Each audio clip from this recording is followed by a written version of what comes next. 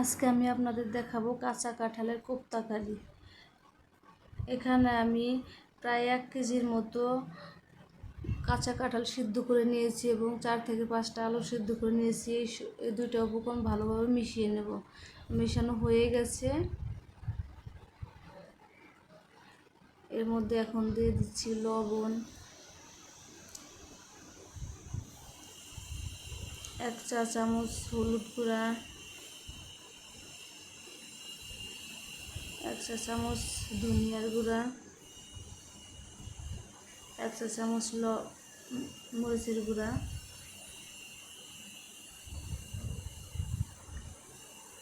1/2 চা চামচ চিনি। এই উপকরণগুলো ভালোভাবে মিশিয়ে নিতে হবে। আমার মেশানো হয়ে গেছে। এখন এর মধ্যে দিয়ে দিব 1 চা চামচ জিরার গুঁড়া,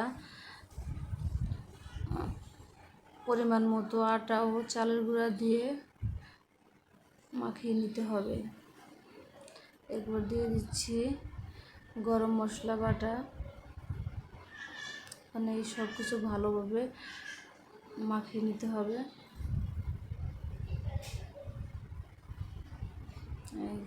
আমার মেশানো হয়ে গেছে। এর মধ্যে এখন আমি দিয়ে দিছি একটু ছানা। আমি এখানে 1/2 কেজি দুধ নিয়েছিলাম, সেটা ছানা বানিয়ে এর মধ্যে দিয়ে দিচ্ছি। এটা আপনারা চাইলে স্কিপ করতে পারেন। এই ছানাটা দিলে বড়ার টেস্টটা অনেক বেশি হয়, এই জন্য আমি এটা দিলাম।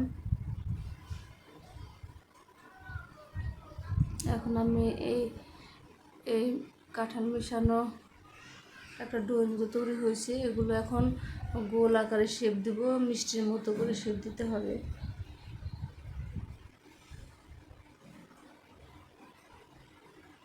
দেখেন কোপ্তা একটা রেডি হয়ে গেছে।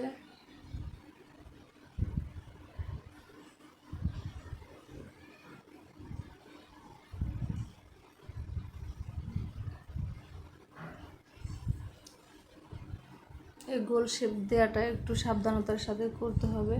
হাতে একটু তেল মাখিয়ে নিতে হবে, তাছাড়া শেপটা ভালো আসবে না।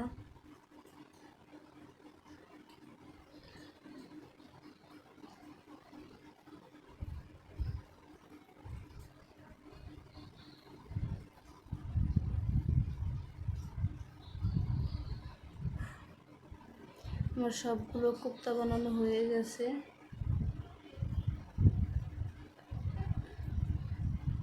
এখন এগুলো তেলে ভেজে নিতে হবে।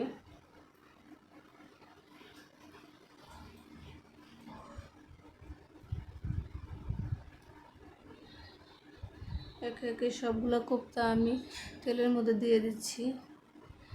এক পাশে ভাজা হয়ে গেলে তারপর উল্টে দিতে হবে। আসলে কাঁঠালের কোপ্তা কারিটা সত্যি অনেক টেস্ট। আমি প্রথম রান্না করেছি আজকে, খুব ভালো হয়েছে। আপনারা চাইলেও এটা বাসায় রান্না করতে পারেন, খেয়ে দেখবেন অনেক মজা। আমার কোপ্তাগুলো ভাজা হয়ে গেছে, এখন আমি এগুলো নামিয়ে নিব।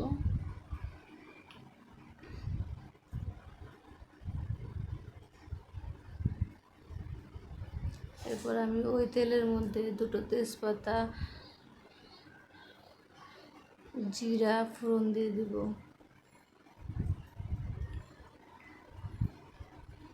এখন এর মধ্যে আদা বাটা ও পেঁয়াজ বাটা দিয়ে দেব।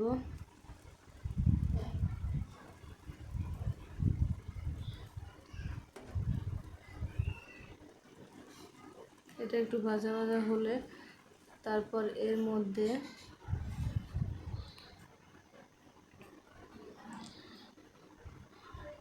এক চা চামচ হলুদ গুঁড়া, 1 চা চামচ মরিচ গুঁড়া, 1 চা চামচ ধনিয়া গুঁড়া, পরিমাণ মতো লবণ দিয়ে ভালোভাবে কষিয়ে নিতে হবে।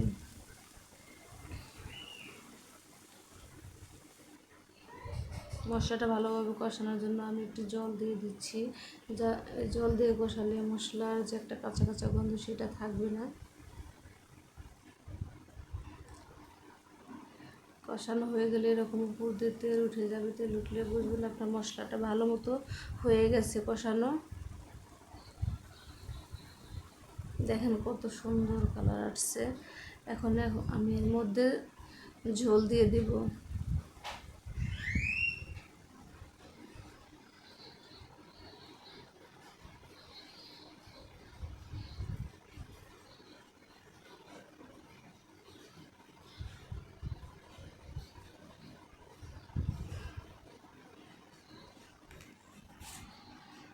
তারপর ঢাকনা দিয়ে রাখবো 5-6 মিনিটের মতো।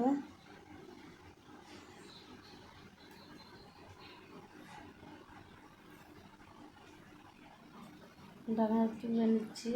এখন এর মধ্যে ভেজে রাখা কোপ্তাগুলো দিয়ে দেব।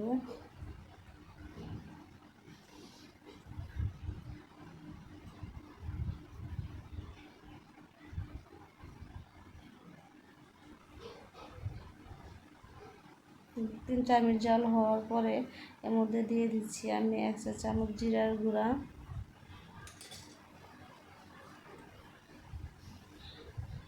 গরম মশলা বাটা। এগুলো দিয়ে ভালো মতো মিশিয়ে নিতে হবে। আবার 1 থেকে 1.5 মিনিট জ্বালাতে হবে।